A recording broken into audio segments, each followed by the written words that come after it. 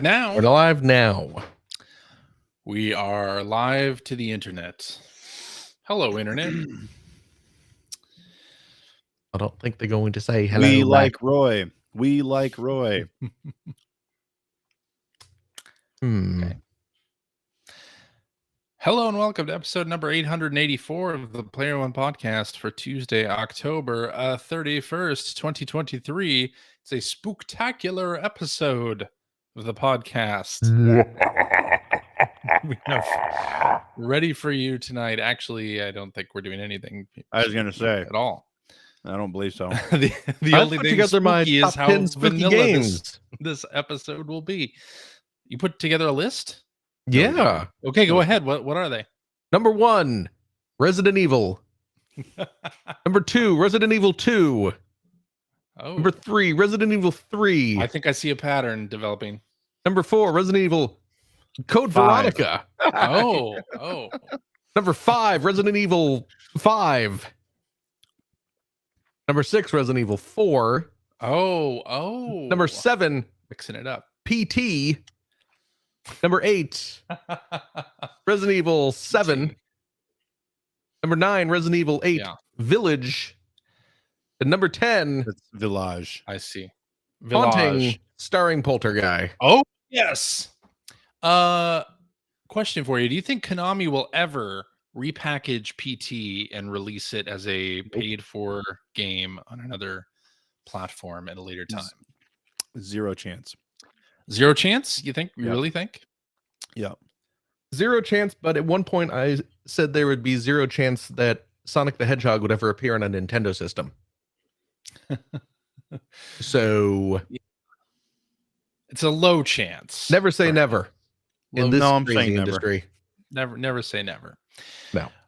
Well, anyway, I'm your host, Chris Johnston, and with me as always from Canada is Mr. Greg Seward. Yellow. How's it going there, sir? Pretty good. I'll tell you what. What? We're less than a week away from Extra Life. Oh. Oh my goodness. Yeah. We got the game. We got the game schedule set. Yes. Which I will be tweeting out amongst. I guess I don't know. I'll be socialing out later this week. I'm excited. I'm excited for that. We've raised $3,495 so far this year. Our magic number to get that $100,000 mark is $8,240.48. Excellent. I don't know All why right. why it's like that. But yeah, if we get to that number, then we'll have raised $100,000 for the IWK Health Center here in Halifax, Nova Scotia. And Great. hey, listen, if you want to make a donation, which you should, it's tax deductible. Oh, extra-life.fund/Seward, SEWART. That will take you to my donation page. This is my final year this weekend, starting at 9 a.m. Eastern, Twitch TV/Seward. I'm going to be doing Final the year. my You last get- 24-hour gaming marathon. He's getting too old for this. Getting too old for this shit. Yep. It's a young That's man's precisely- game. That's precisely, somebody reached out and said, how come it's the last year? And that's pretty much what I said. yeah. Went all Danny Glover. Who, Time by the way, makes fools of us was all. younger than us when he uttered those words. Yes. And joining me from the great state of Washington, Mr. Filthy Ball. Greetings. Are you And doing a salutations? 24-hour marathon next weekend too? Me? Yeah, you. Absolutely. I'm He's doing a 24-hour competing watch one. party. Oh, yeah, Watch you would. party. There you go. That sounds about right. I'm doing a rival one where I'm going to be playing better games, and all the money goes to me. Oh, there you go. So A worthy cause. you decide who you want to support. Some children who need assistance, some sick kids who could benefit greatly from your help, They're the or worst. some jackass Who's just pretty going to use the money childlike to buy himself. toys. He's childlike and sick in a different way. I like Addicted to Lego. I mean, I know it's not the case, but it totally looks like you have an electrical cable wired through your fan back there. Oh, this Seems dangerous. Yeah. that white That's all I'm cord. saying. Yeah, Yeah. that one. That's the supercharger. I have it hooked up to a generator For your Tesla? to no to, oh god no. To Plugged into the wall. to blow more wind for dramatic effect. I see. No, you know what that Huh. is? That's the cord. That's the cord for my little hobby lamp right there. My little lighted When you're magnifying building hobby the really lamp. tiny Legos. Yes. You need that. Yes. Yeah. Alrighty. Yeah. Let's get into some video game talk. That's what we're Why here to start do. now? We're here to talk about video games. Okie dokie. Did you guys catch the Xbox partner preview? By Sure chance? did. Did you really? No. I'm not surprised. I caught Victor Lucas's recap of the partner video. Oh, very good. So it's almost like you watched it, but Well, no, I wasn't but watching. It wasn't like a live reaction video. It was like his EPN Daily. Like he just did a recap. You of the recapped stuff it. he thought was cool. Okay. Hmm. Well, actually, I thought this was maybe one of the better Xbox presentations recently because it was very succinct. It's Had just games? trailer after trailer after trailer after trailer, just like your state of plays, just like your Nintendo Directs. No talking, no developer deep dives or anything like that, which I don't mind those as well. But when you're watching like a live presentation like this, you kind of, at least I kind of like the rapid fire trailers. Absolutely. Yeah. Style. So this was about 20-25 minutes Mhm. of just trailers, and to me, that is what I want to see from future Xbox events. Like I really wish they would go with this style in the future. But they debuted the Alan Wake 2 launch trailer. They had first in-engine look at Metal Gear Solid Delta. They shadow dropped Ark Survival Ascended on PC, and I guess it's coming to Xbox also. So a bunch of different things. They had a new RoboCop Rogue City trailer. Phil, Ooh. I know that's of interest to you. I can't wait. In particular, so some good stuff here in this presentation, but it kicked off with a new look at Like a Dragon Infinite Wealth, and I thought it was interesting to mention this one in particular because it has an Animal Crossing style island sub game within it, and Wait, this you is can watch. This is the RoboCop game? You wish. Can you imagine? That'd be great. No, it's Like a Dragon Infinite Wealth. Oh, okay, never mind. Yeah. Which really, when you think about it, makes about as much sense. That's yeah, I mean, you're not wrong. That's true, actually. Yeah. But I highly recommend watching this trailer, and I'll link to it in the show notes. But it's basically an Animal Crossing style thing.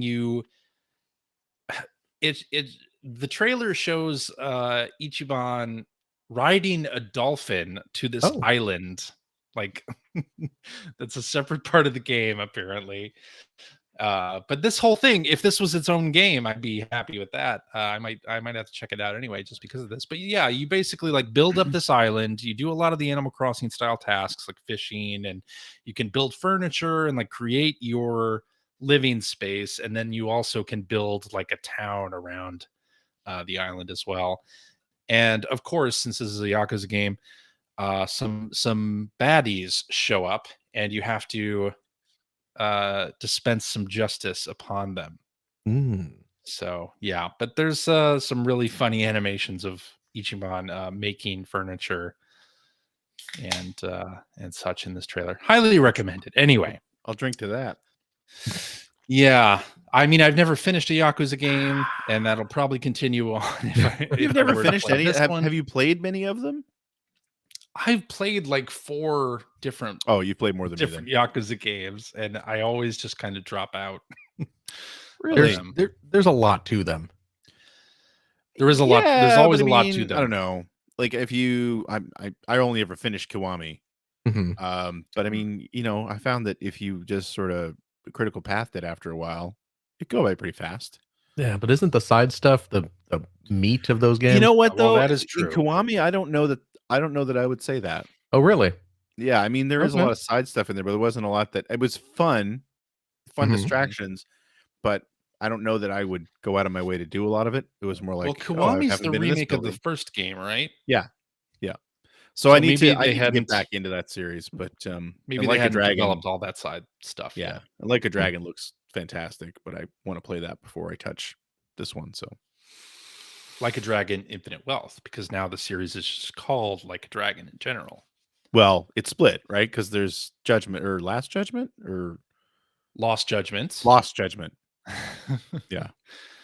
But they're kind of in the same world, but not related, right? I mean, they're Well, done yeah, by the they same they team. splintered, like the series Yeah. splintered, as far as I understand. Yeah, I mean So, they Lost definitely Judgment is take more place. action oriented. Like a Right. Dragon seems more RPG / crazy oriented. Yes. That's Yeah. right. Yes, and that's what is fun about it. All right. Speaking of fun, Mario Party 3 has landed on the Nintendo Switch Online for the Nintendo 64 computer entertainment system. And Okay. do you guys have Duly any noted. particular memory of Mario Parties 2 through No. I 8 and or honestly, I whatever? barely have any memory of 10. the first one. Like I didn't. I remember the first one because we did a cover story at EGM on the I first wasn't- one. I wasn't there. Well, I know you weren't there, but I I remember- remember I have a memory What of is- it because what is- Getting a scab in my palm. Yeah, I didn't from- get that. I never got that. from- I refused to use spinning and abuse my the analog controller stick. like that. CJ's palms were so hairy by the time that game came out. Well, that was unrelated. I already had calluses. I know, but then. I'm saying they were Oh. protected. I see. Yeah, I see. Yeah, and my I- palm is Hmm? used to stick handling. Wait, that's wrong. What? Analog stick. I think you're doing it wrong if that's Yeah. what your palm was used to. Yeah. Okay, Charlotte is truly a miracle. there you go. There you go. Yeah, Mario Parties 2 through I guess 10 are a blur.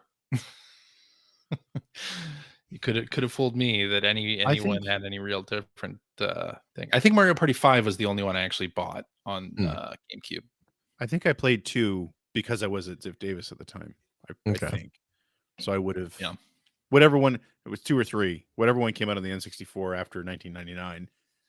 Yeah. I would have played that a little bit because people would have been playing it in the office. But Hmm. this is all right. Those games are all right. I was never really that interested. I like the new school Super Mario Party games, like Super Mario Party and Mario Party Superstars. Those are good. Good games. Still Neither of play those them are Mario RPGs, so I don't care. No, they're not. But hey, you can go back to Mario Party 3 anytime you want on NSO. Did you ever play the And Mario Party card game with the I did, e-reader? yeah. Yeah, with the e-reader that had a little board component to it too. Yeah. Component, yeah. I Quite nice. own that, but I never actually played it. It's actually really good. Is it? It is really fun, yeah. Okay. Yeah. That's what Just I'll be saying. playing on my competing live stream. The Mario course you Party will. card e-reader card game. Yes. I see. Oh, Well, this Mario Party 3 is, I think, only leaves now 1080 snowboarding is the last of the batch of N64 games that they announced when they originally announced Nintendo 64 games were coming to NSO last year. Oh. So we'll see what the future holds for N64. Probably on 1080 NSO. snowboarding. 1080 snowboarding, certainly. But what would come after that? Who knows? Were there any other games on the N64? File Clearly not. Freaks. Dark Rift. Dark Rift, yeah. Well, and if our after show games are any indication, those titles come up an awful lot as You like bet the they do. bad fighting games that we recall from the N64 era. That's right. Yeah. Maybe we'll get Clay Fighter 63 in a third. Jesus. The One can only sculptor's hope. cut. One can only hope. All right, so we know that the newly redesigned PS5 has an optional disk drive. Well, this week we found out, thanks to some packaging for the Call of Duty bundle, that optional disk drive requires an internet connection in order to connect and pair to the system. Why 4? Because apparently it has to like actually pair to for piracy reasons. It's pronounced or whatever. raisins. They want to make sure that the disk drive that is Heard it attached through is a the legitimate grapevine. Sony disk drive. So that's why so that they're afraid people could like spoof the firmware or something like that. And and- then once paired, you can't swap it with another Oh, for PS5. God's sake. Finally, Jesus the Christ. multi-game hunter people are going to be making Yeah. bootleg PS5 drives. But anyway, the big story about this isn't necessarily about the online requirement itself. It should be.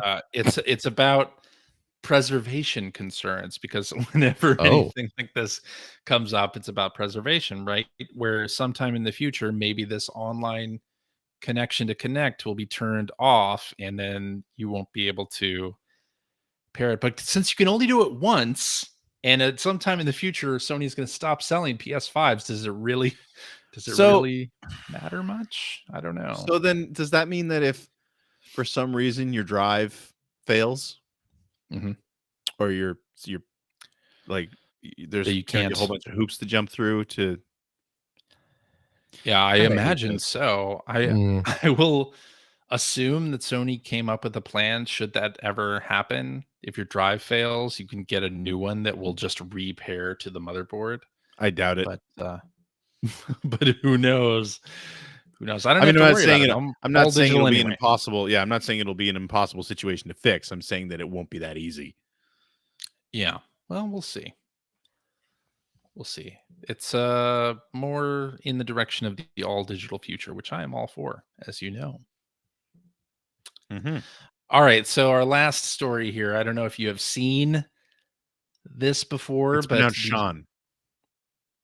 The developers of Power Wash Simulator announced a while back that they are doing Back to the Future DLC for that game. And as we talked about, what's really weird about that though is you're not cleaning the car, you're cleaning Doc Brown. Oh, I thought you'd be washing Biff's crew after the manure incident. No, it's I hope that's one of the a nude model of Christopher Lloyd, scanned from the original. Get every nook and crevice there, Marty. you gotta 3D mapped. I got a lot of bump maps there, Marty. You gotta really get up in there. Up to 1.21 gigawatts.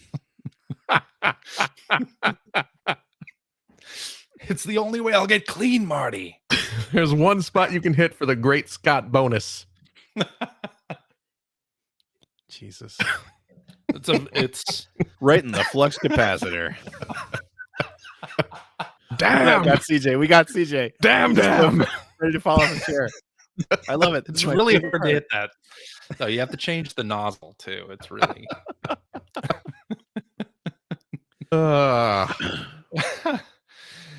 Anyway, I'm very excited about it.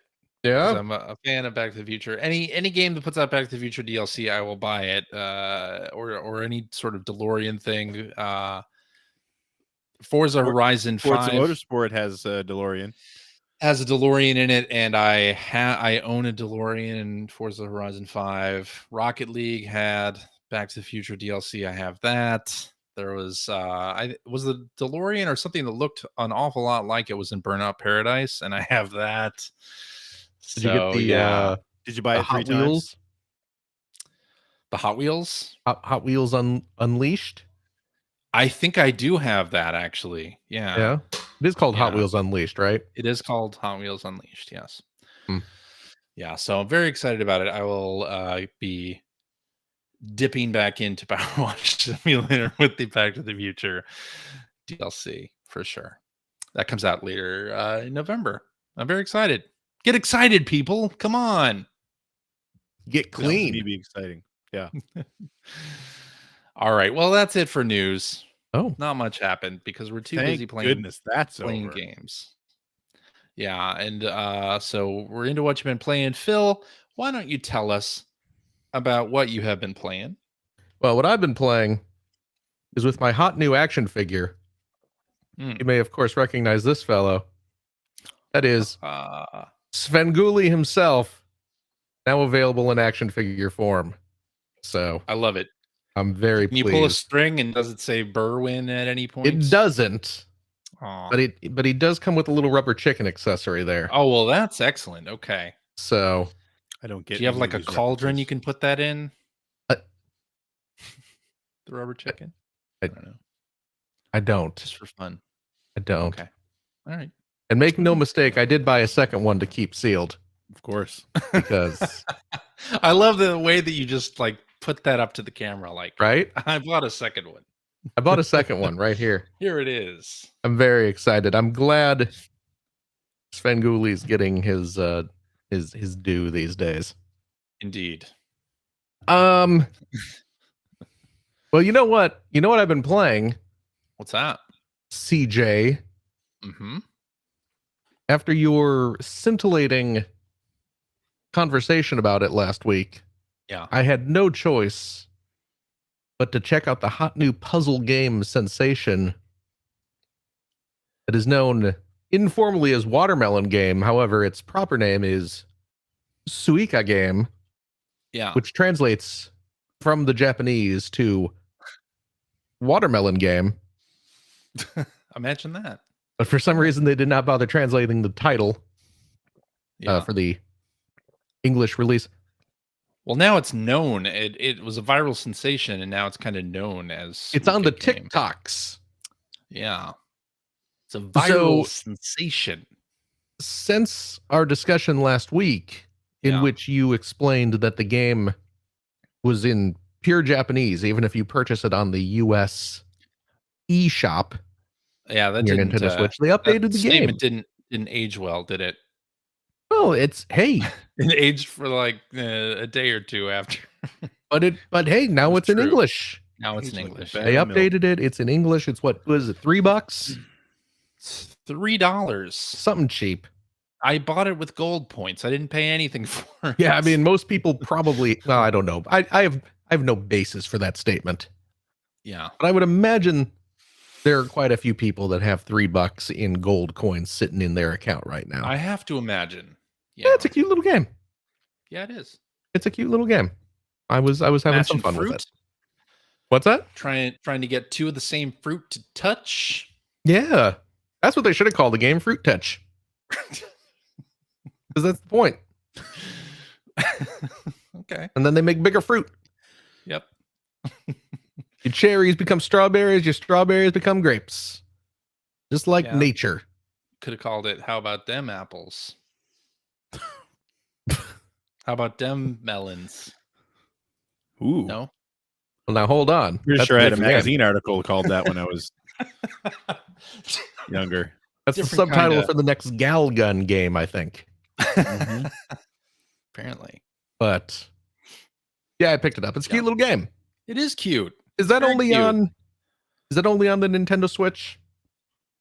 As far as I know, yeah. Okay. but I it's mean, I know there are. a free browser game as well. Yeah, but there are like bootleg versions, I think, showing up on iOS. Oh yeah. That's weird for The- iOS. I Hmm? mean, imagine that. A game takes off on one platform and then suddenly a bunch of bootlegs take off. Yeah, exactly. Like threes and then 2048 and Yeah. all of those. Yeah. But yeah, no, it's a cute little game. I'm enjoying it. It is cute. It's a fun time waster. It is. But I'll tell you what's really been wasting my time lately, Hmm. aside from this show. I've been playing a lot of the SpiderMan SpiderMan Part 2. You Spider-Man, Sons of Liberty. Spider-Man does whatever. I see a word on here, Phil, Yeah, on our outline. I'm looking at it right now. It says finished. it says finished. And not just finished, platinumed. Platinumed. I 100%ed that game. Wow. What's curious is I don't see that word next to either of your No. listings of Spider-Man. I think I realized why CJ hasn't finished this game because, Why's that? you know, Why's whereas that? my thing says I've been playing Suika Game and Spider-Man, CJ has like 20 games listed. I know. I've been playing a lot. CJ has a very diversified A lot of portfolio A lot of different games. of what he Yeah. has been playing. Not getting terribly far in any of them. So yeah, see and this is why I put Mario aside, because I knew that if I started like going hardcore into Mario, I would split my time and I wouldn't finish either. But boom, I finished Spidey yesterday. Yeah. As we record. Mm-hmm. And now I'm ready to jump into the Mario. But I don't want to talk too much about it because you guys haven't finished it. And it sounds like you guys are not terribly close. No, not at all. So this isn't the last spoilers. thing This was in trailers. Visiting the May Foundation with CJ's Harry. Going to keep talking. Yes, that's the last thing I did. Which what happened? Probably at the beginning of the game. Oh, I went on that tour of the May Foundation building with Harry. Yeah. That's the last thing that I did. Oh golly, that's early. That's very early, I'm sure. That's early. Yeah.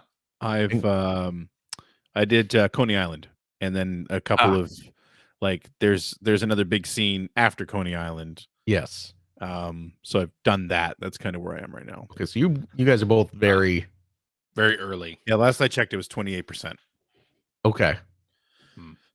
Well, I look forward to actually discussing this game with you guys in about 4 or 5 months. I hope I can remember what happened in it. Yeah. You are getting pretty old. By the time you guys finish. Take some notes. No, I'll tell you, and I don't mean to make it sound like I'm not like absolutely loving the game. I am. Mm-hmm. It's just been way too busy lately. Like, I get it. Crazy busy. So I understand. There's also too much other crap out there. No, but I'm the same as Phil. I'm not playing anything else. Right. Like I'm focusing on SpiderMan, but that's just the amount of time I've been able to give it. Yeah. Oh, I know. Yeah. Now CJ, with his laundry list of games he's been playing. Right. That's right. You got to focus, my friend. That's the worst. Maybe I should. Maybe I should. That's what I'm serious. I'm really enjoying it though. And, in like 2 weeks that PlayStation Portal thing comes out, I'll oh right, I forgot. I'll really be playing it on the Portal. Not that I'm not playing it on the Logitech G Cloud. I am. But, yeah, that's not going to help my problems either way. But yeah, I have way too many kids with way too few parents. That's my problem right now. I really enjoyed it. I will say that. I'm not going to go into story details. But I really dug it. You know, it plays just as well as all the other games have. I did encounter a good handful of bugs though. The game is buggy.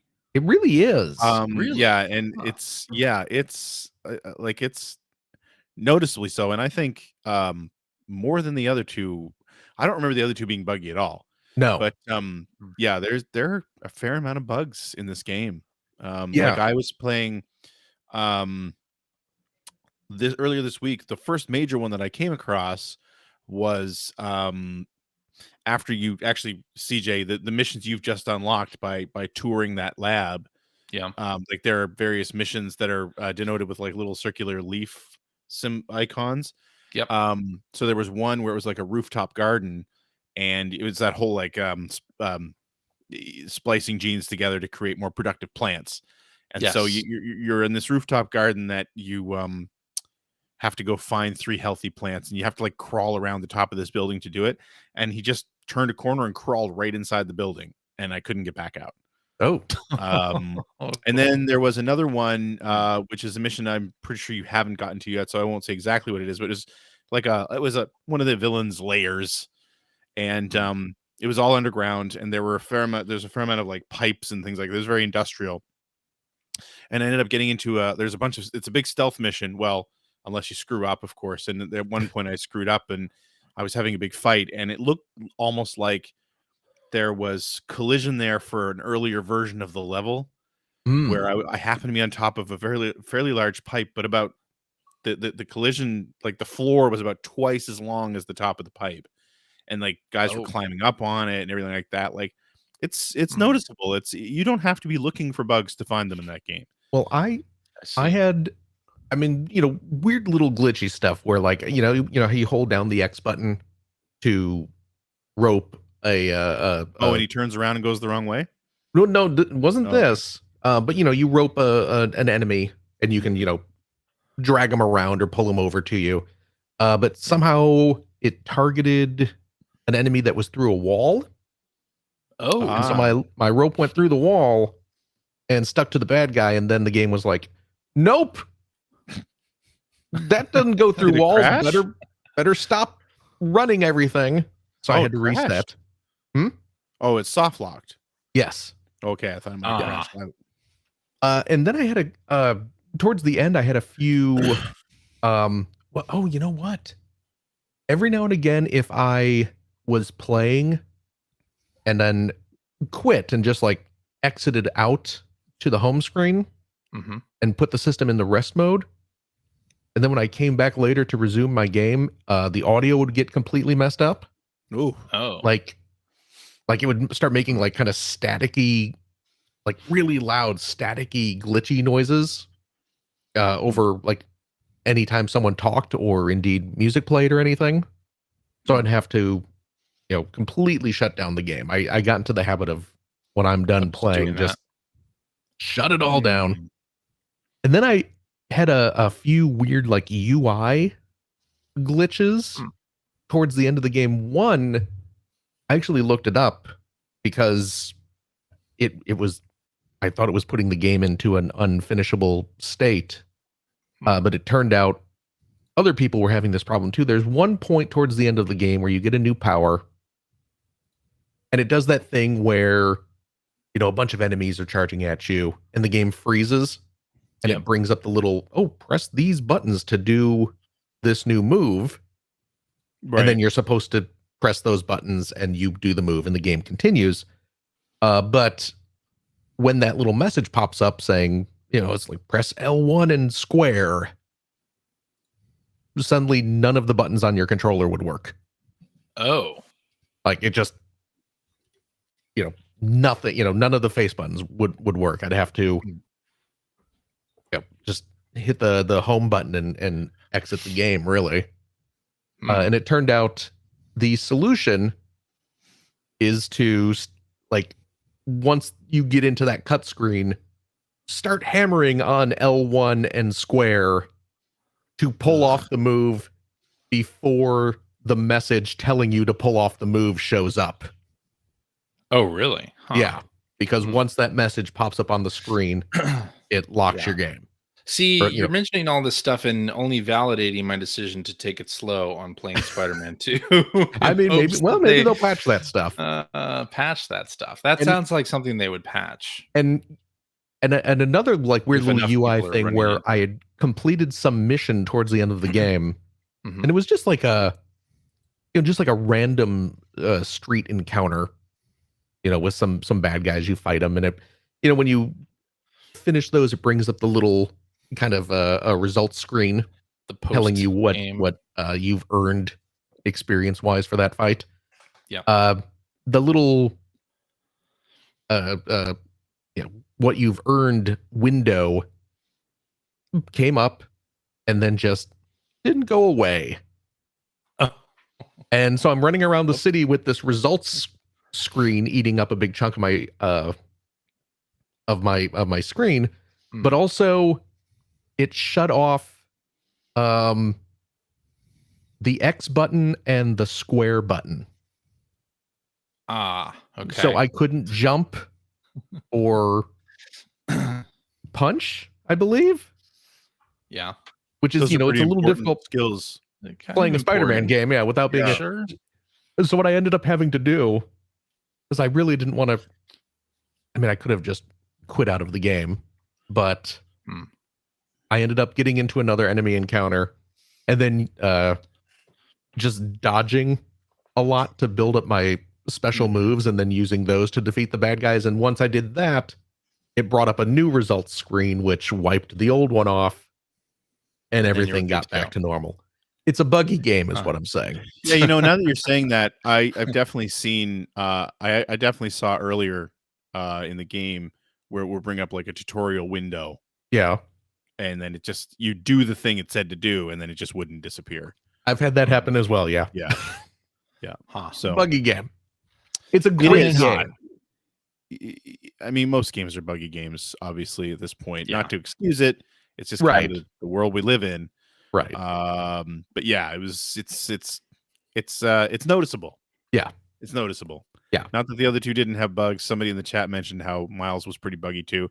I don't remember that, but it's also been a while, and I wouldn't remember that. So I'm sure this time next year I will not remember Spidey 2 having any bugs. right, and I'm sure this time next year a lot of those bugs will have been ironed out. Probably. Yeah. You know, with all the patches. So Probably. But it is it's really good. I really enjoyed it. The story was a lot of fun. It does set up stuff for future games. It sets up a few different kind of story paths that it can go down, which is interesting. So I'm looking forward to seeing what's next. Yeah. And yeah, you guys should finish it so we can talk like more in depth about it. I would like to. I have to say, I did like the scene. And CJ, I guess this is a minor spoiler, though I think it was in the trailer. CJ, you will know that it's Dr. Connors, right? Or is it Connor? Connors, the lizard? Connors. The lizard. Yes. Yeah. It's there's a great scene, which was one of the last scenes I saw while I was playing, where Norman Osborn walks in and he's just like, where's Dr. Connors? and I think Harry is like, oh, he probably took the day off, and Pete's like, I gotta go. Like, oh, that's promoting. I just like the way the scene was done. It's like I should probably get going. There are definitely some genuinely funny moments in there in the game that I really dug. A lot of cute stuff too, like the Cony Island scene that you just did, Greg. Yeah, is a wonderful little scene. It's not a combat oriented scene really. It's just kind of a let's take a break and live a evening in Peter's life. Which I mean, really the beginning of the game has quite a few of those scenes. And I was very mentioning well that done last week too. Like the scene with Miles, Miles's mom telling him that she's dating again and that she wants him to meet her new man and all that stuff. It's like it's very, very sweet. Mm-hmm. I found that very day-to-day foreboding. moments. Like, okay, which villain is this going to be? Yeah, right. And he's gonna walk in with That was the Mysterio or first something thing I like that. thought. Which bad guy am I going to be beating this person up in about an hour? Yeah. You want a spoiler? No. Go ahead, Peter. Yeah.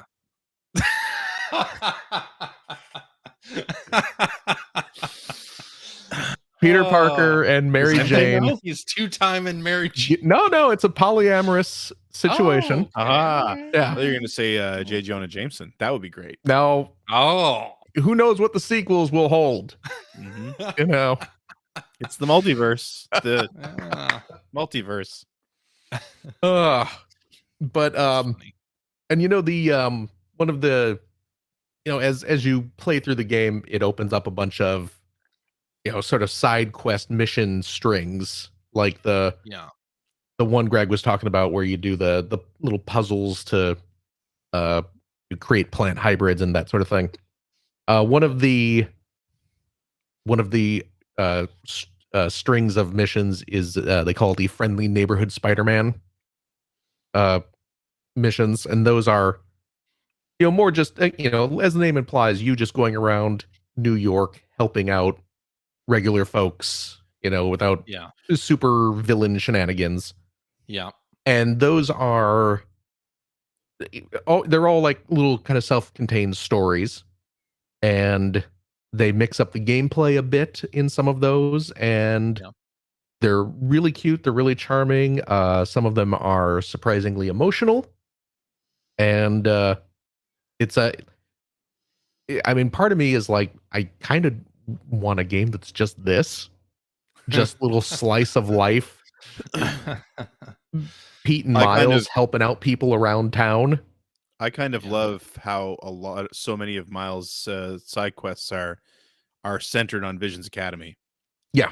It's very much like and not that his character is totally this way, but it's very teenager like. My world is really small, and it's so hyper focused on the social hierarchy and of my school. Yeah. It's very high school, right? Which I just think it's so great because it's so small and granular. Mm-hmm. You know, when you've got the entirety of the city and all these supervillains and everything, it's really cute. I think you talked last week, Greg, about the helping the kid ask his boyfriend out on to homecoming. Yeah. Which I had not done at that point, but it's there are several missions of that ilk, and I also saw on the internet that there's some guest voices in some of those that are quite interesting too. I did see. Who are you thinking of? I don't know if this can. I mean, little spoilery, but it's not really. I'm thinking of Firefly. You're thinking of Firefly. Nathan Fillion? Yeah. Nathan Fillion and Alan Tudyk are in the game. Oh, yes. Cool. Yeah. I mean, Alan Tudyk's in everything. That's not that's true. But Nathan Fillion, that's cool.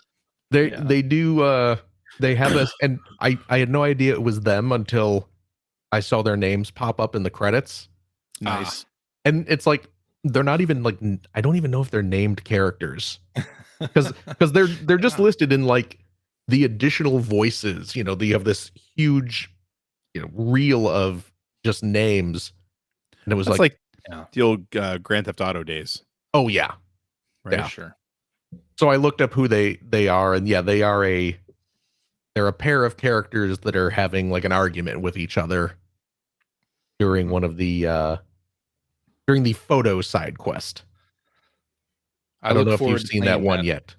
I have not seen it, but I'm looking forward to it. The big long running, like the photo op. You go around to the different photo ops. I've already seen them, and I didn't even realize it. Oh, I think I may have only done a handful of those so far. Okay, so I have not done whatever one they're in. Well, they're two characters that are arguing with each other. Yeah, and if you want to look it up, feel free to look it up. But but yeah, it's a good game. I'll be honest. Imagine that, a good game from Insomniac. I know, right? Finally. I will be honest. I think I still like the Miles game more. But this one is obviously right up there as well. It's great. Yeah. So had a blast with it. Looking forward to Wolverine, and definitely. Which is apparently in the same universe. Yeah. Boy, oh boy, I saw a lot of people like flipping out over that.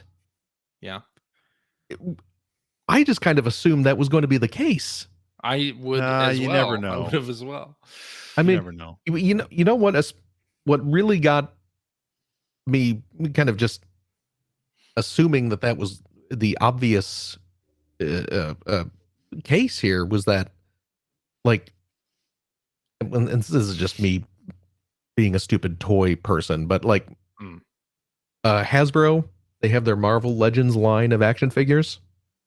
Yeah. And of course they have done Marvel Legends figures of Spidey in the PS5 outfit, or like the PS4 outfit. Okay. And they call it like, it's the Gamerverse or something like that.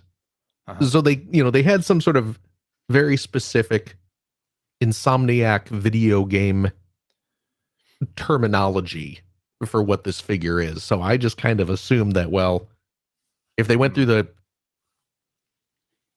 hassle's the wrong word, but went through the hassle of coming up with a name for this specific universe. And certainly there is I forget what the number is, but there is a numbered universe for the Insomniac games. Oh yeah, right. You know how all the different Marvel universes have their own numbers. Yeah. So I was just like, well, if the Insomniac video game has its own universe, then I would imagine any game that they make is probably going to fit into that one. So yeah, no surprise to me. But does that mean Spidey's going to show up in the Wolverine game? Definitely. I hope so. I don't know. That'd be fun. I don't know if that's the case. I think it would be. Maybe they'll do crossover DLC. Well, that's what Spider-Man 2 I'm thinking / hoping that the Wolverine game is a Wolverine game. Yeah. With just Wolverine and maybe some other X-Men characters or whatever. Oh, I just think we'll be talking cameos. I don't even think it'll be playable or anything like that. Yeah. Just, cameos. References to what's been going on in these 3 games. I mean, the story's getting pretty robust. Yeah. At this point. Not that, I mean, Wolverine's not going to take place in New York, I wouldn't think. No. But at some point down the line. The northern tundra of Canada, but we'll see. It's at some point down the line, have a crossover game, or like you said, CJ, make it a DLC. Yeah. Or like one of the, kind of side games like the Miles Morales game was. Yeah. So who knows? But yeah, like I said, looking forward to Wolverine, looking forward to Spidey 3, which seems inevitable, especially given the many different plot threads they set up during the ending. So okay. We will see. They could go in just about any direction. Yeah. Absolutely. All right. But that's what I've been playing now. Now I can go and play Mario. Finally. Excellent. Start putting all my time into Mario. Well, I've been playing a little bit of Mario. Oh, I'm only through World 2. But that's where I am. I haven't even been playing Mario. And I'm like halfway through World 2. Well, I'm all the way through World 2. I finished it. Well. So those extra 4 stages or so. That's right. But man, that game's fun. You bet it is. It's just a joy to play. And yeah, that's kind of all I want to say about it. It's just a joy to play. There's not much else to say, right? It doesn't really advance the story of Mario, but it's just a damn good game. I did switch back to Mario. Really? From Luigi for a little while. How dare you? Maybe I'll. Do people care about the story of Mario? Characters? Not really. I would assume no. It boggles my mind that people care about the story of Zelda. Well, yeah. I mean, I care about the story of Zelda in terms of the game that I'm playing at the time, but in terms of the overall... I was going to say, you mean like the overarching story? Yes. Oh, that's... Yeah. Boy, that's ridiculous. Yeah. It seems like a fool's errand. Right. Zelda. Yeah, you have to do so many mental gymnastics to get everything to fit together. And what's the point of that? What's the point of that? Exactly. Right? Yeah. But Mario Wonder, still great. Still awesome. And then Alan Wake 2 came out. Oh, right. I got to play this. That looked really good in that partner presentation. Oh my God. Partner preview or whatever it was. Yeah.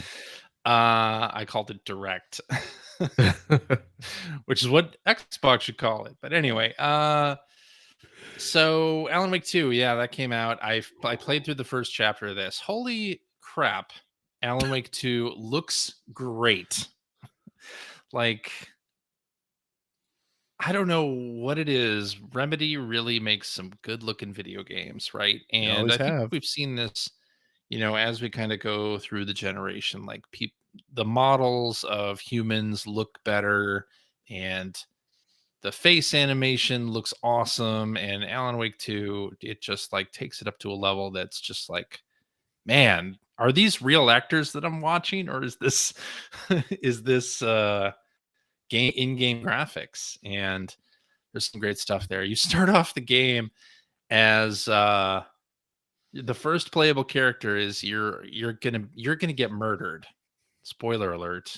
Is that the naked guy? It's the naked guy who's gonna get murdered. I saw a picture. Yeah, I was like, Baby Steps is out already, because you're kind of like bumbling through anyway. But bumbling and bumbling, but never stumbling. Never stumbling. No, but it seems so interesting, and unfortunately, I didn't watch any of the recaps of what happened in Alan Wake 1, so I don't know where everything kind of fits together. but I'm intrigued by the story. I'm very intrigued because Alan Wake is apparently like missing or dead, and he is writing the story of the investigators that are investigating this murder that happens. The first playable character you play as gets murdered, and then these investigators come in, investigate, and Alan Wake has been writing their story, and it's happening exactly the way that he's writing it. Cool. And they find pages and start reading it. It's like, this is describing what we're doing right now. So it's kind of freaky in that way. And chapter 1 ends in just a really intense situation that very boldly, I think, says, yes, this is a horror game. Like, if you were expecting anything else, yeah, here's some gore, here's some fun stuff for you. And just like the first game, you have to stay in the light. That is, of course, a mechanic that returns. Do you use the light as a weapon again? You can use the light as a weapon again. Cool, because that was one of the coolest parts I thought of the previous game. Yeah. And I only just scratched the surface, so the first chapter is not really that long. But it, just like the first game, it is split into chapters where it has like an ending music, like a musical interlude. I was wondering. Yeah. So I'm very excited to play more of it. I don't know if I should go back, finish Spidey, and then get on Alan Wake 2. Probably. You're gonna do is get like 2/3 of the way through everything. Yeah, I know. And then not finish any of it. Yeah, and I don't want to do that. I really would like to finish all 3 of these big games that have just come out. Do them one at a time. And Sonic Super, or Sonic as well. Oh yeah, whatever. We all know that's not true. We all heard what you really thought of Sonic last week. I like Sonic. I just think Mario Wonder is better. And whatever Sonic is. Yeah. But you'll be happy to know that I played the Labyrinth course in Walkabout Mini Golf. Oh, I am happy to know that. With some Player One listeners. Yeah. Well, all right. With Sean and Micah. Yeah, it was really fun. You know, I've never seen the Labyrinth movie, so probably a lot of the references were lost on me. I didn't love the Labyrinth movie. I've never seen Labyrinth. I haven't seen it since I was a kid. I think if I'd seen it when I was a kid, I would have liked it a lot more. Yeah. Because I didn't see it till I was in my 40s. So I should watch it. I think it would be something that Charlotte would really like. Yeah. Probably. My vague knowledge of it seems like she would really enjoy it. But is she a big David Bowie fan? That's why. She's huge into Bowie. That's exactly it. Yeah. Who isn't? Yeah. But is she into 80s Jennifer Connelly? Who isn't? Not as much. Oh boy, who not isn't? As much, though. She's more into Rocketeer. Wait a minute. That's it. How old was she in the 80s? Okay, Rocketeer. Okay. Rocketeer and Career Opportunities. Career Opportunities. Oh my goodness. I mean Rocketeer too. Let's not kid ourselves. I've never seen Rocketeer. What? I feel like we've had this conversation at least 3 times before. I really enjoy the Rocketeer. Rocketeer is a good movie. Mm-hmm. Yes. But Walkabout Mini Golf, we're getting a group to play together every Saturday. If you're interested in doing that, join the Player One Discord and join the VR channel, and we talk about when we're gonna play each week on there. I normally play board games and or D&D with friends on Saturday evenings, and I've been disappointing them for months. So I'm not signing up to your little group just to disappoint more people. Oh, okay. Well, I mean, you don't have to join us for golf anyway. Like it's a totally optional thing. I'm not going to think less of you, Greg. Is that even possible? Than I already do. You definitely can't think less of me. There is a bottom to that barrel. Walkabout Mini Golf is awesome. I'll continue saying that. It is a good game. It's a very good game. Really, really good. I played a little bit of this demo called Crow Country. It's from the Super Flash Brothers, who did the gameplay for Snipper Clips. Oh, Snippy Clippies. Yeah, but they also did Snippity, snippity, Tangle snippity. Tower and some other like Flash games that people remember. But anyway, the Crow Country is a PS1 style survival horror game, and it looks graphically like Final Fantasy VII and Resident Evil had a baby. And yeah, because it kind of looks like the backgrounds that you're looking at are pre-rendered backgrounds, but they're not. It's an actual 3D environment that you can move around the camera and manipulate. But it's just a really interesting game, very heavily influenced by Resident Evil. Obviously, it has a lot of UI elements that are very similar to like the OG Resident Evil games. But it's pretty cool. Like, and this is just a demo. I don't even know that the game has a release date yet, but it's out on PS5. Crow Country is the name of it. If you like survival horror or like old school PS1 style visuals, which I think is a really cool looking aesthetic in the right hands, Crow Country is one to watch, I think. Nice. And I know Ben Rivers played it and enjoyed the demo. And does he like spooky games? That's all that matters. He's imagine that. Yes. Okay. Ben Rivers. Okay. Liking spooky games. No, I wouldn't have known.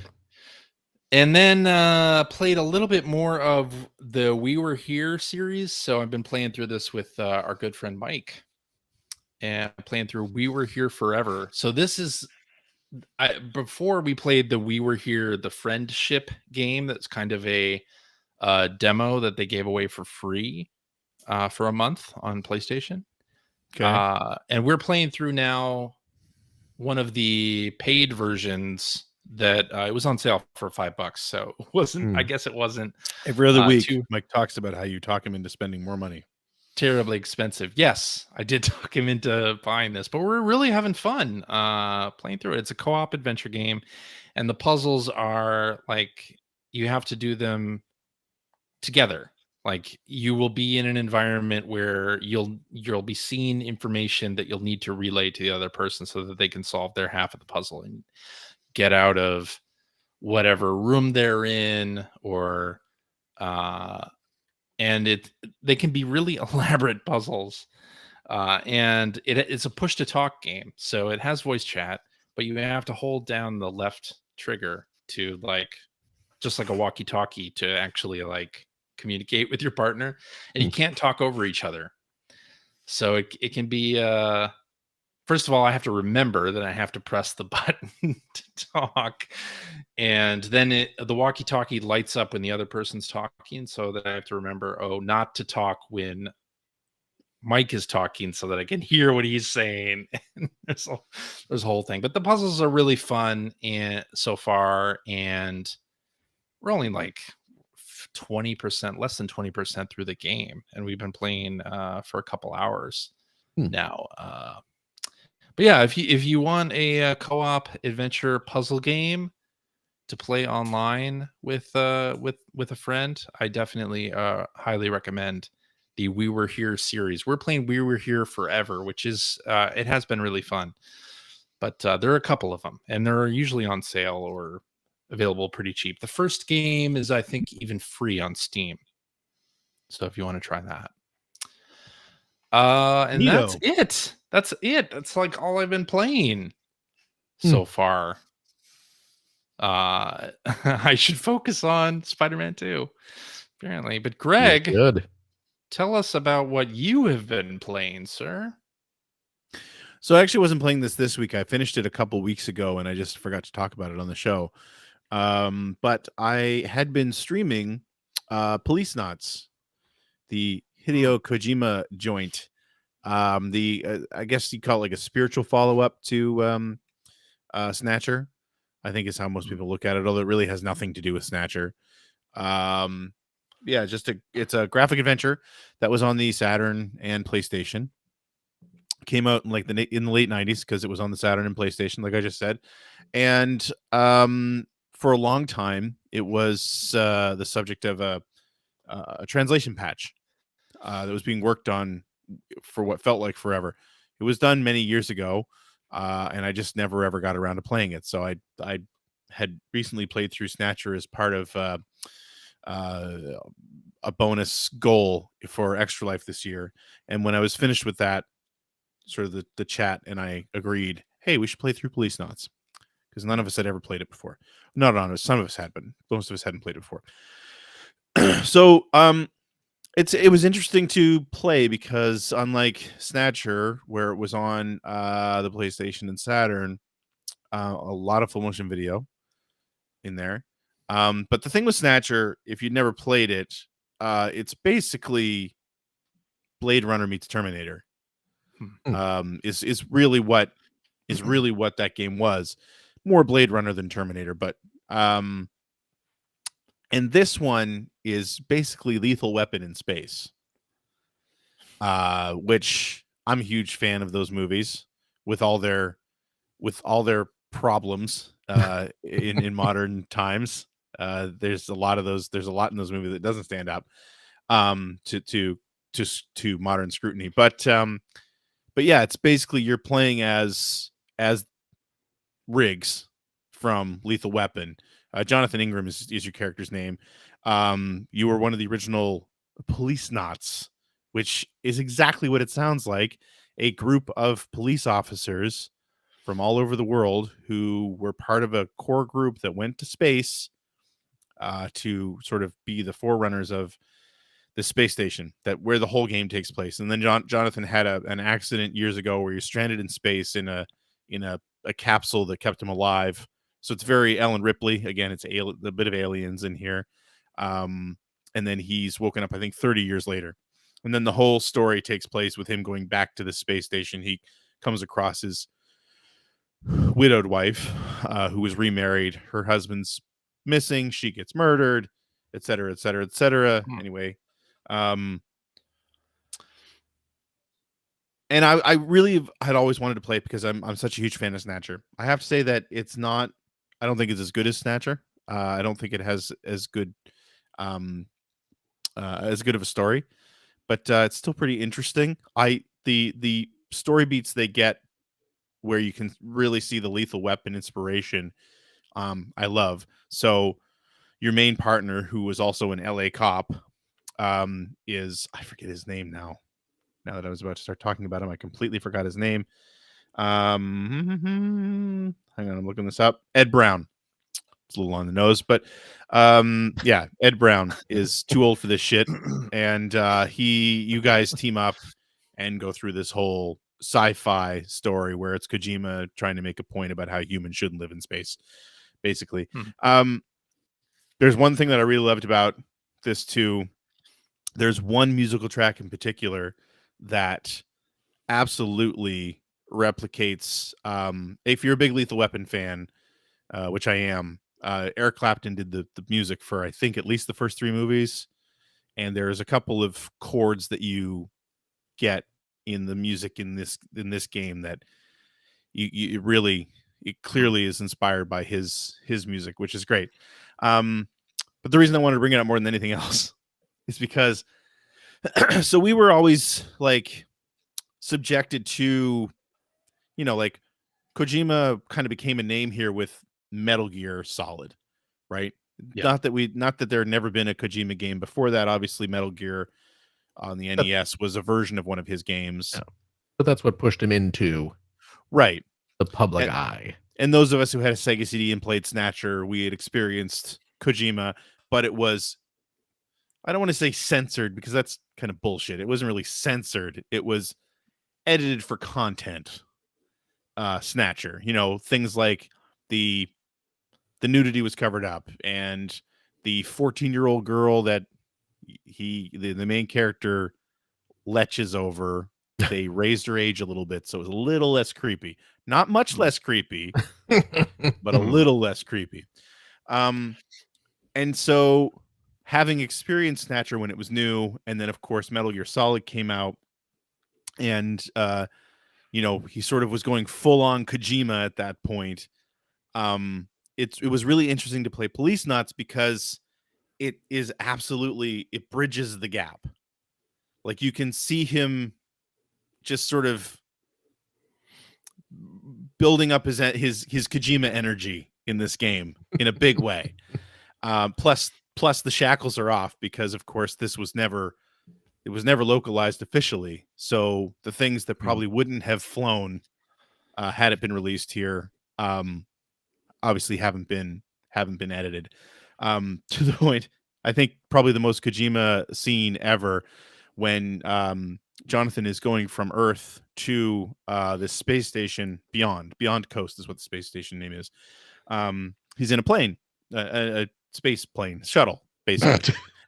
I like space plane better. Well, it really is. It's more described as a space plane. It doesn't look like a space shuttle at all. It looks like the interior of a plane, like an airliner you would see on Earth. Anyway, so of course, when you get to a certain point, there's no gravity, so the passengers are strapped down, but the flight attendants aren't. They're floating around. And of course, they're dressed the way you would expect, sexy stews to be dressed, especially in a Kojima game. And there's a whole lot of talk about the effects of weightlessness on humans, because it's a Kojima game, and not only, there has to be endless amounts of text exposition about the tiniest little thing. Well, Kojima does like movies, and this one is based on Stewardess School, the 1980s sex comedy. So at one point, Jonathan he suffers from whatever they call the sickness, from weightlessness. He gets very disoriented. He starts feeling really sick. So one of the attendants come over and starts talking to him and asking if he needs anything, like, do you need some drugs for this or whatever, like, we can help you out. But the difference between this game and Snatcher is that Snatcher was menu driven. So, like, if you're in a scene like that, then you get a menu of like 4 things that you could choose to do. And then that the dialogue and the exposition would kind of branch off into those sections. But because of the fact that we're on the Saturn and the PlayStation now, it's much more of a point and click. So you can use your cursor to point at anything and interact with it. So of course, it's a Kojima game. So you can point at her chest and click, and there's just boing, boing, boing, and like, but the thing that itself is like, okay, that's juvenile. We expected that. It launches into a discussion about why you don't need bras in space. And it goes on. Oh boy. For a long time. Okay. And we're all just sitting there like, this is the most Kojima moment ever.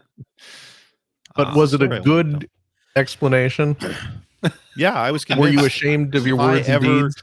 If I ever go to space, I will make sure to let all the people who may normally wear bras on Earth, let those puppies out, man. You don't need it. There it is. Wow. The science is proven. The science is proven. Yeah. Talk to Kojima. It was pretty good. It wasn't as good as Snatcher. But I am serious. It's interesting to be bridging the gap, because like even little things like if you let the game run on a tracked mode, which is a weird thing to call something on a console, but that's what it is. It launches into a trailer for the game that, man, can you see the framework of the trailers we all saw for the Metal Gear Solid series when we went to E3 in later years. It's just like, it's just, you can tell the same person is in charge. It's got like the multiple endings in the trailer and things like that. And like, here's an ending. Well, wait a minute, there's some more. Here's another ending, black screen with the title. Right. A little bit of dialogue from the main character. You know what I mean? Like it's very much the Metal Gear Solid thing. But yeah, it was good. And I have to say too, I mean, it's been a long time since this translation has been done, but the translation patch is fantastic. It is so well done, because there's a lot of dialogue and there's a lot of spoken dialogue, and it does a great job dealing with all of it. It's all subtitled, obviously, but yeah. Anyway, just I've been meaning to talk about it for a couple weeks and I'd forgotten, so I wanted to bring it Do up. you think Konami would revisit this series in any way? I mean, obviously they're bringing out the Metal Gear redos. No, I mean this Do you think wasn't they would nearly... redo Snatch, or they would revisit Snatcher, Police Knots, any of that? I would love them to. I imagine it wouldn't be worth it, especially with Police Knots. Yeah, but what if With Limited Snatcher, Run maybe, Games funded it?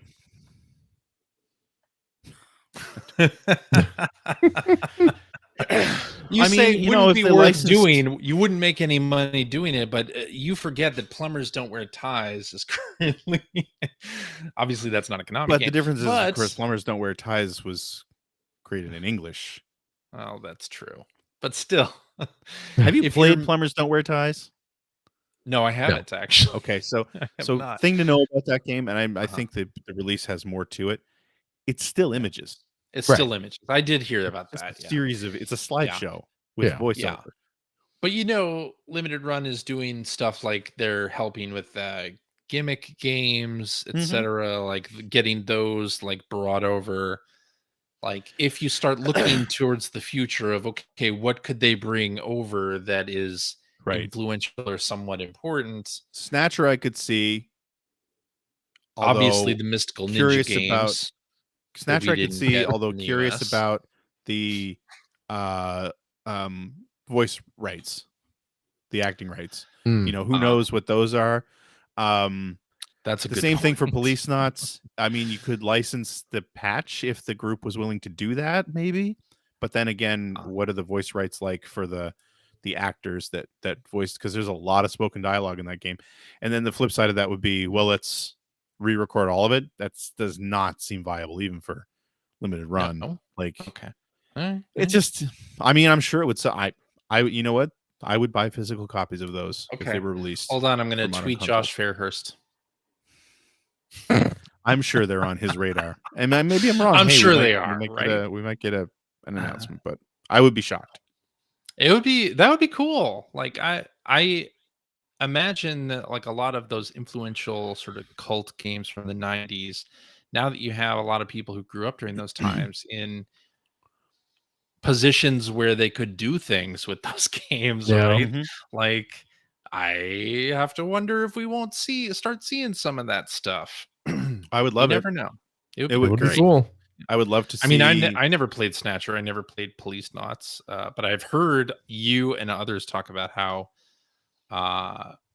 good those games are or how interesting they are. I would love to see localized versions of the Saturn and PlayStation versions of Snatcher, the remakes. Oh, yeah, yeah. Is that something that was? I think Konami at one point was saying they were going to bring to the Saturn, and then they canceled it along with a lot of other stuff for Saturn. Right. So who knows? I see. So that's it. That's all you got? That was it. Yeah, that and Spider-Man 2. Okay. Well, I guess that means it's time for tweets. Tweedledee. Oh, tweedledee. Tweet. Hi, Satan. Hey, how's it going? All right. Well, we didn't get any questions on Twitter, but we did get some on Threads. You can now Whoa. I think you follow meant X. P1 Podcast on Threads, which Yeah. I don't know about you guys. I've been using Threads more and more. I kind of like it. I kind of like I really want Threads. the world to settle on something. Yeah, I just haven't- please can we settle on something? I haven't opened Threads probably since the first week they started Threads. Yeah, well now you can use GIFs on Threads and Oh. Now you can use it on your desktop. Oh, you can can use it you? on your desktop too, My which goodness. is nice. Mm. So I've been using Threads more and more. Yeah? And it seems good. It seems good. I actually don't mind the algorithmic timeline so much. I like that there's an option to just see the people you are actually following, but You mean like Twitter? What? You mean like Twitter? You mean like Twitter? Yeah, exactly. But anyway, let's do this one from Hacker Alias Kodak Gear, who says, imagine if Lego developed an app for digital Lego sets. You'll still be able to follow instructions and build it brick by brick, just like physical Lego. Would you guys be interested? What if Hasbro did the same, but with Transformers? Imagine the space you can save from having an all digital collection. Phil, I imagine you're horrified by this statement. Like, How dare this person? you wouldn't, Like you wouldn't be snapping together physical bricks. like you'd pay money for a Lego set, but you wouldn't get any actual bricks. Who else could see where this was going the second you asked Phil what he thought? It would just be like, Yeah. you click on the bricks and like you drag them over and click them together. Well, I imagine it'd be like a mixed reality type thing. You can. That sounds terrible. Yeah. Lego is making. I think Bricktails comes out as mixed reality. Imagine going to a restaurant and having them bring you a photograph of food. Well, they do that. It's called a menu. Yeah. Yeah, but then I've had that you happen. order your food and then they just bring you a bigger photograph. There you go. I like that. I like that. You can yeah. you can sit here and look at this for a little bit and then we'll take it away. Yeah. I mean, I think this is interesting in the idea that what if you had a sort of 3D modeling thing that you could play with, but it doesn't actually like take up any physical space. And I look at something like Tilt Brush, which is like I think a Google thing. But if you've ever used Tilt Brush, I mean, you can paint and sculpt in 3D, right? I remember And Tilt Brush. you're not really like making something in a physical space, so you can easily put it somewhere. When you put away the headset, you're done. It's not in your physical space. Like that I can see is interesting. But in terms of like, I'm going to buy a Lego set and put it together, I think I would want the physical set just because that's the pleasure of putting it together. Not that I don't enjoy some things like I don't know if you have the game Puzzling Places on your MetaQuest or if you've heard of it or whatever. It's constructing 3D puzzles. Yes.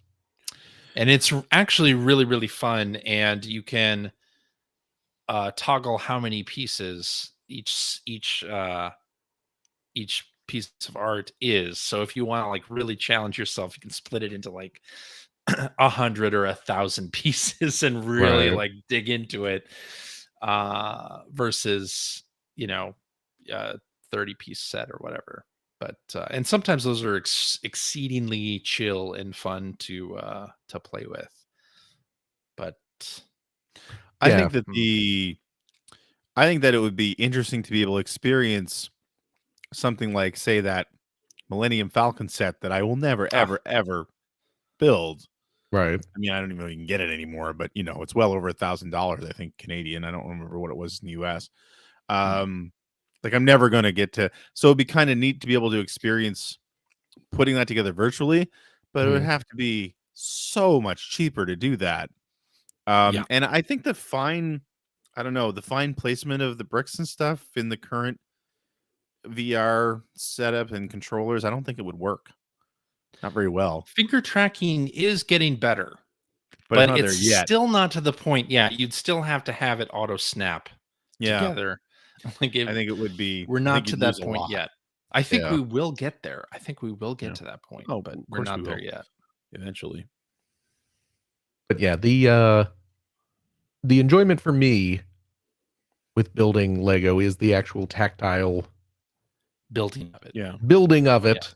Yeah, the actual like browsing around looking for the right brick. Yeah. Actually putting it on the model, and then when it's done, you have a nice model that you can put on display on a shelf. Or when I was a kid, obviously I would play with it like a play set. You'd have the like your space stations and your ships that you would fly around and have little imaginary battles or whatever with.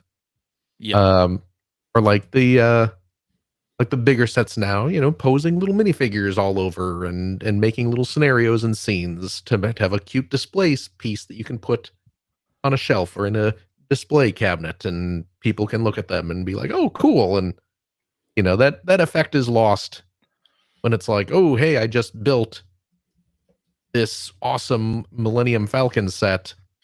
Look at this giant table where it is, as opposed to here, let me pull out my iPad. You see that picture of the Millennium Falcon, I built that. And it's like, well, okay, I guess. Yeah. It's just Yeah. not. It just loses the entire experience for me. Yeah. But I noticed. Well, what about Transformers? What's that? Transformers. The Transformers, same deal. Same deal. Yeah. Absolutely same deal. Again, Yeah, if you don't feel like you're almost breaking your modern Transformer when you transform it, what's the point? Exactly.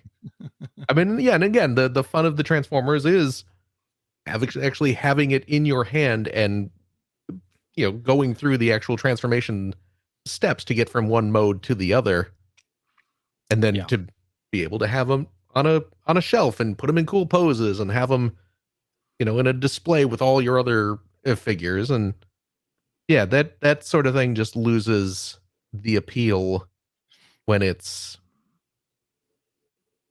again essentially a photo on an iPad. I mean, it's the difference between looking at a JPEG of the Mona Lisa and going to the museum and seeing it hanging on a wall.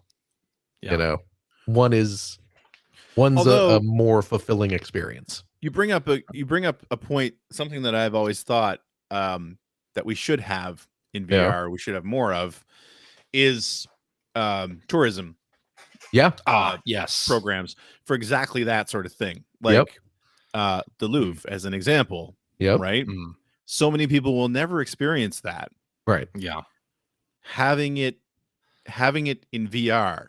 Yes. Would be fantastic. It would be incredible. It's not the same experience. But it's close. You're right. It would never, but it would never replicate the experience of going and standing in front of the Mona Lisa. Right. But it's certainly It closer. would get awfully close. Yeah. Yeah. Sorry, go ahead. Oh no. Kind of similar to what you're suggesting. One thing that I thought would be like if I could have anything in VR, my dream VR product, and I would pay a lot of money for this, would to have like a virtual archive of like the Lucasfilm storehouse. You just came really close to what I was going to suggest. Really? Huh. And again, I know this is something that would never happen, but something that I've actually pitched this before and didn't have any takers. Disney. Yeah. Especially decommissioned Disney rides. Oh yeah. I mean, like I don't know, pick one, right? Something that doesn't exist anymore. Right. Well, I mean, now it'll be a Splash Mountain, right? Yeah. As it used to exist. If you're not going to even have the modern rides, and I could get that because some of those modern rides are getting to the point where the audiovisual component of it, it would be close if you did like the Guardians of the Galaxy. If you did a virtual version of that, it would be real close to experiencing it. It wouldn't be the same, but it would be close. If you had a motion platform to go with it, it would almost be the exact same thing. But if you had like Mr. Toad's Wild Ride or Splash Mountain, or again, it wouldn't be the same as experiencing it, but it would be a wonderful archive of what used to exist. Yeah. And a way to experience that for people. Again, that especially as the wage gap increases, experiencing that stuff is not really within reach for a gigantic part of the population. Yeah. So I think that would make perfect sense personally. And just to take it one step further, and then I'll shut up about it. I also think sports is another thing that sports and would be a great live way music or Broadway type stuff. Like, I mean, it'd be more of an AR, not AR, I guess, but even if it was more like 360 camera type thing, right? Yeah. I would love to. The NBA is apparently broadcasting a lot of games on the MetaQuest in 360 VR. Yeah, I feel like there used to be a point where a lot of people were trying that, and then it just kind of stopped. But it's still going. You just don't hear about it. Just don't hear about it because I'm like a big F1 fan. I would love to go be able to see what it feels like to sit at Monza and watch. You probably can.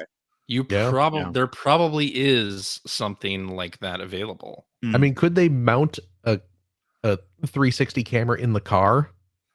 Well, they've done that. They do that.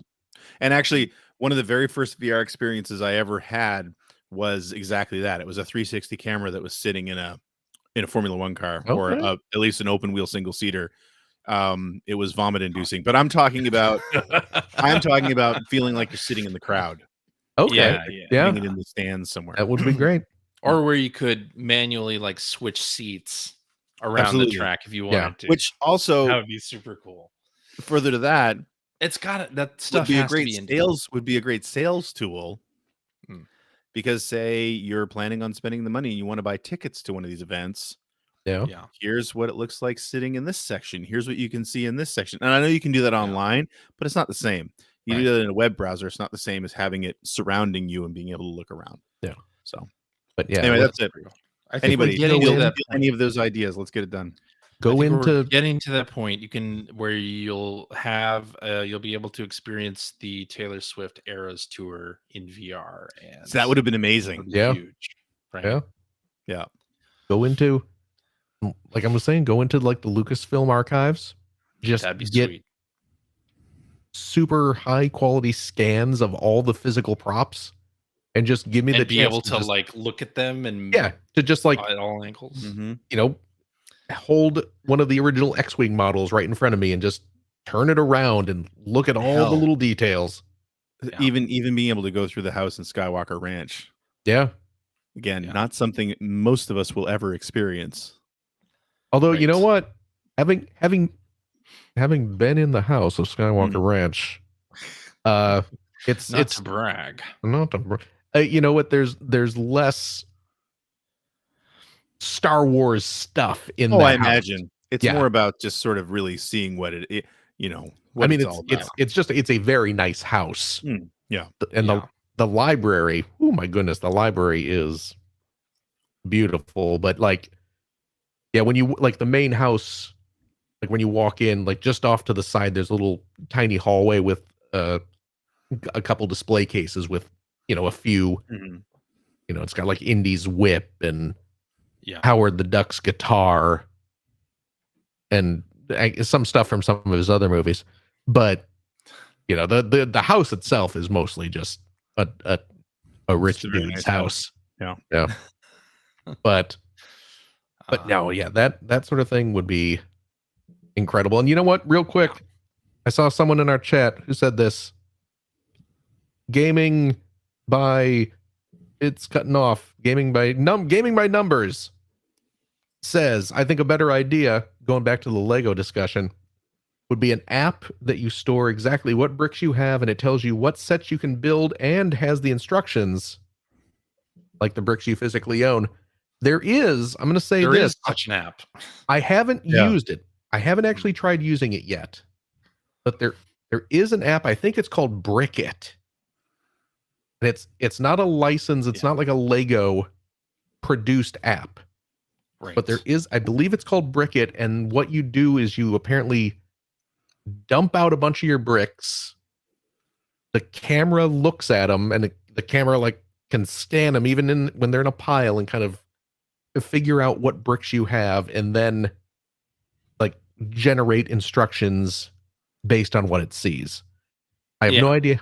I have no idea how well it works. I haven't tried it yet, but there is something along those lines that does exist in theory. Yes. I should actually bust it out and give it a try sometime just to see. But I see. yeah, there All is right. such a thing.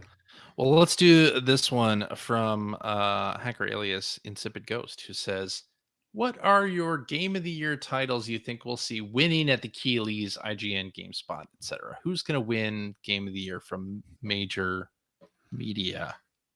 Spider-Man 2, Probably Baldur's Gate or Spider-Man. Baldur's Gate. Baldur's Gate, I think, is going Zelda. to be big on that. I think Zelda will be big.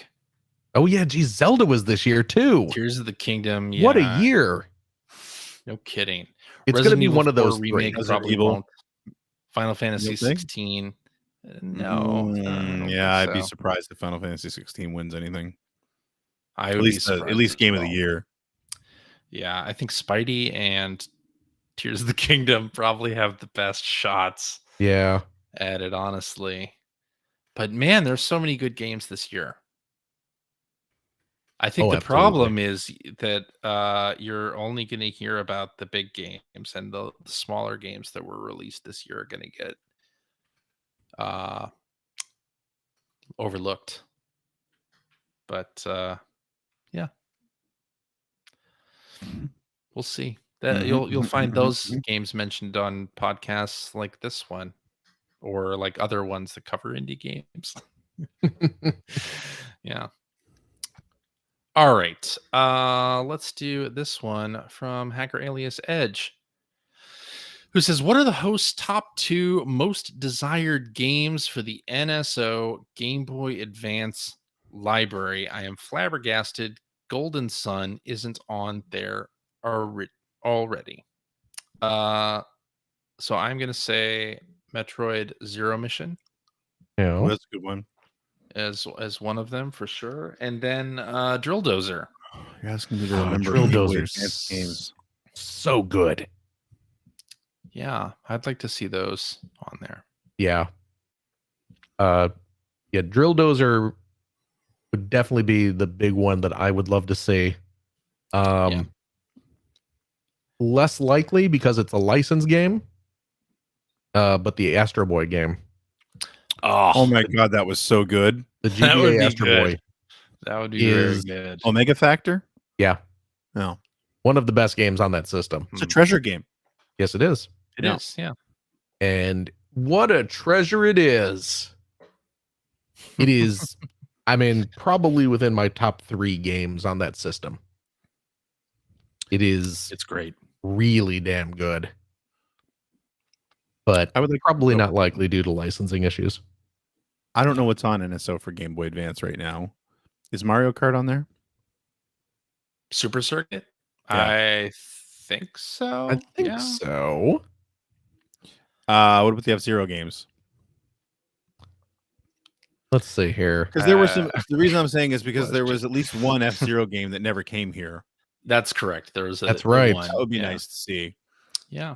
Also, I know I'm picking more than 2. Also, I really think the Sonic Advance series should be on there. Oh, Oh, yeah. 'Cause those that are would be Sonic games that almost, Yeah. I think, I don't want to say almost no one's played. No one ever talks about.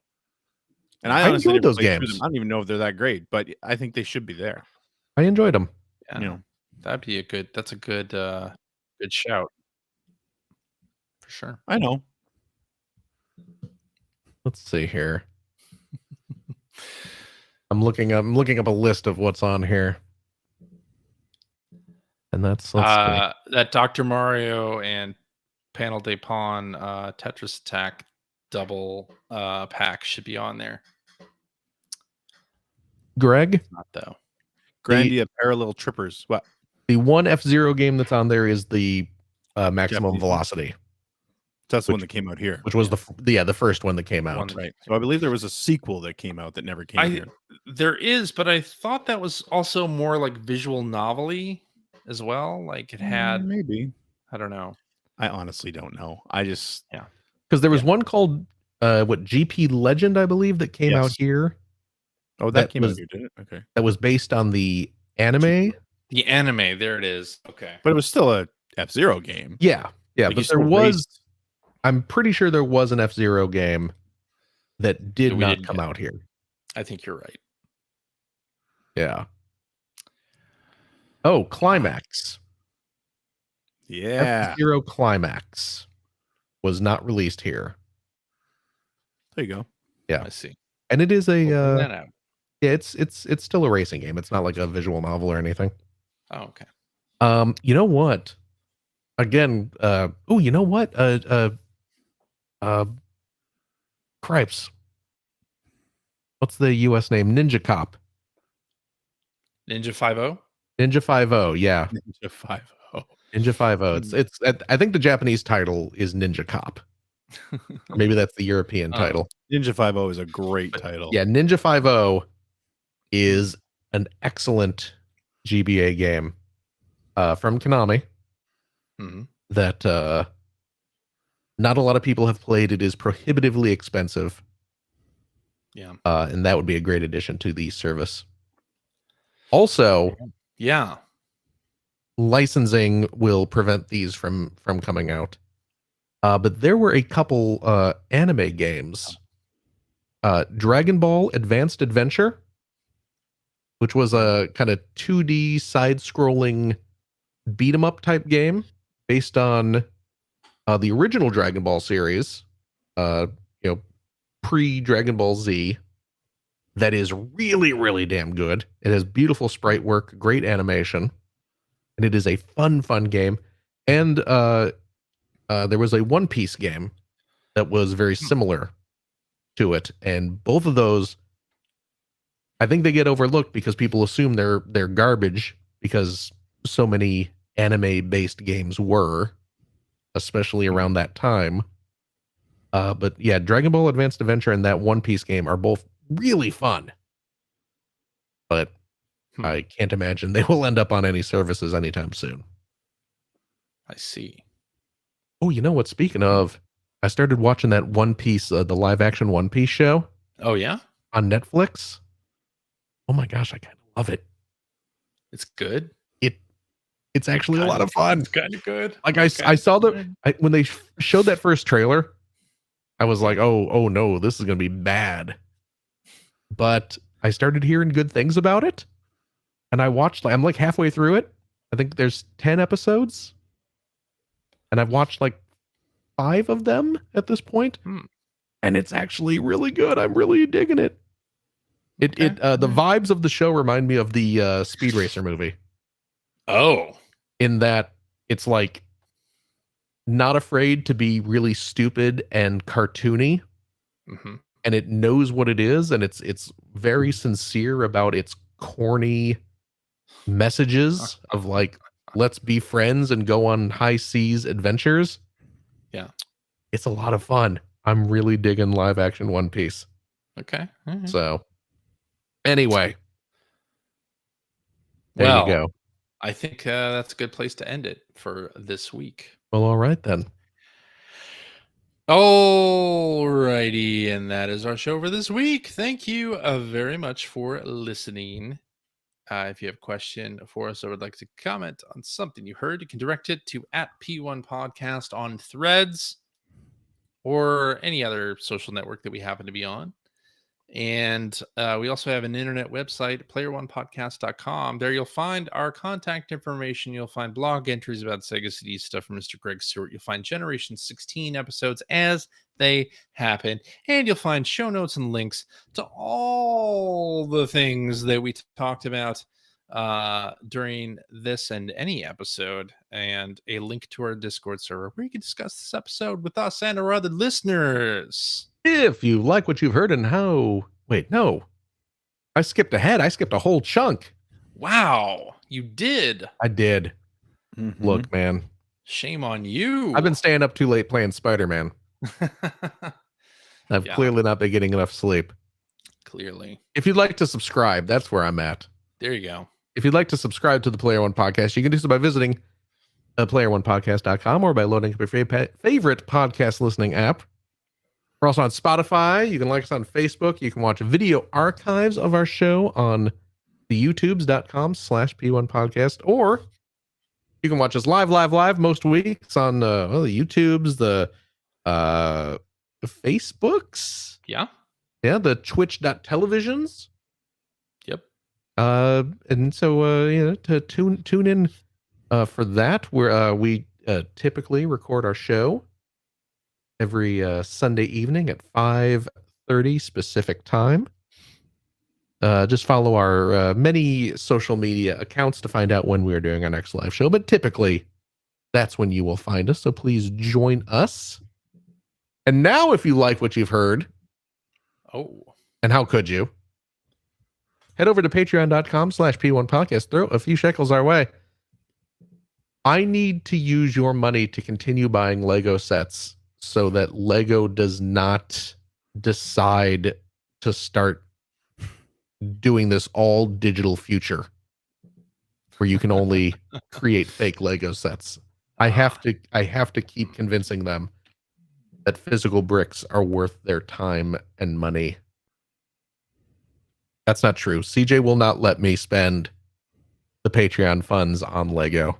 No. I tried, and he made me take a them back. no-go. It was a no-go, yeah. And it was very embarrassing. He stood next to me at the Lego store with his arms crossed and a stern look on his face as I had to explain to the sales clerk why I was a bad boy and misappropriated our show funds. That's right. It was very humiliating. So I won't be doing that again. Look at that. You can see his stern expression if you're watching on YouTube. Yeah. It's a hurtful thing. Yeah, I learned my lesson. And you know what? I'm a better person for it. So thank you, CJ. Your Patreon funds, of course, help support our show for real, keep us streaming and all that stuff every week. It does pay for games on occasion. True.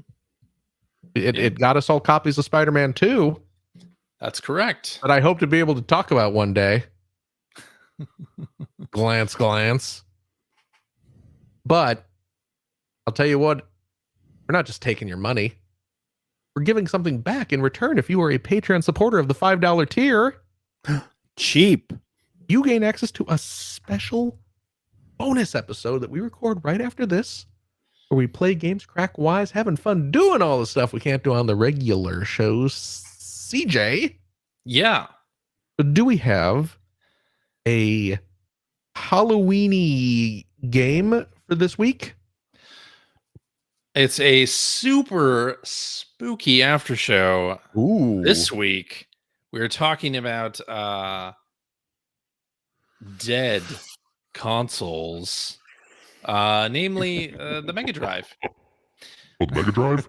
This is the 35th anniversary of the Mega Drive's launch in Japan. So Was our the Mega good friend, Drive ever truly alive? our good friend Mike, has created a quiz that we're going to do right after this. And it's about the Mega Drive. It's scary- about the Mega scary- Drive. The scary part is, of course, that we were all teenagers That is true. when the Mega Drive came out. How Yeah. much time has now passed since? So it's a then. Genesis quiz. Yeah. I Yeah, call Mega Drive Greg's team. Genesis. We're gonna do one team, right? Oh, We'll see. okay. I'm pretty tired, so we'll see how it goes. Well, please Yeah. look forward to that. That should be exciting. Yeah. And I'll tell you what, if you have a couple bucks left over, head over to patreon.com/Greg Seward to help support Greg's outstanding, and it is outstanding web series about North America's favorite runner-up, the aforementioned, the Sega Genesis. Thank you, Philip. And if you are a patron supporter of the $5 variety, Also cheap. happy Halloween, Satan. Hey, a very happy Halloween to you, my ghoulishly good friend.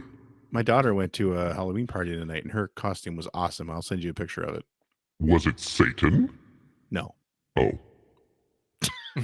Well, But now it was I'm still pretty less awesome. confused. You got to keep an open mind. I'm sure it was adorable, I wouldn't call it adorable, but but not devilish. anyway, you get access to the Weekly Commute, which is a weekly vlog series, mostly weekly, that I do about the videos that I've been working on. And hey, like we were talking about the Genesis coming up here, I'm working on a Genesis Memories video right now. All right. Oh, The NES one came out a couple weeks ago. Yep. The Game Boy one, if you're a $5 patron, the Game Boy one's going to be available to you this Friday. Oh my goodness. November 3rd. Yeah, that's this Friday.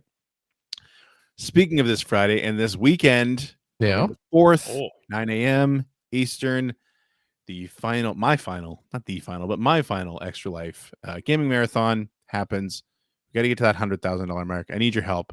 extra-life.fund/Seward, SEWART. Please go make a donation. All donations are tax deductible, and they go directly to the IWK Health Center here in Halifax, Nova Scotia. Awesome. Supporting sick kids and their families from all over the Maritimes. Please consider going and donating. And thank you so much. Fantastic. How are all your request slots filled up for? They are. Okay, but Yeah. but please go and support Greg and his endeavors. Yes, we're Because- so close. Yeah, yes. that's awesome. But that's it. Yes. Let's call it a day. CJ. Yes. Thank you very much. Oh, thank you, Phil. Absolutely. Gregory. Yo. Thank you as well. Thank you, Philip. And as always, a big old thank you to you, our wonderful, wonderful listeners, every single darn one of you. As always, take care of yourself, your loved one, your family, your friends. Do what you got to do to be safe. Be kind to each other and to yourself. And we hope, beyond hope, to see you next week. Bye-bye. Toodle-oodles.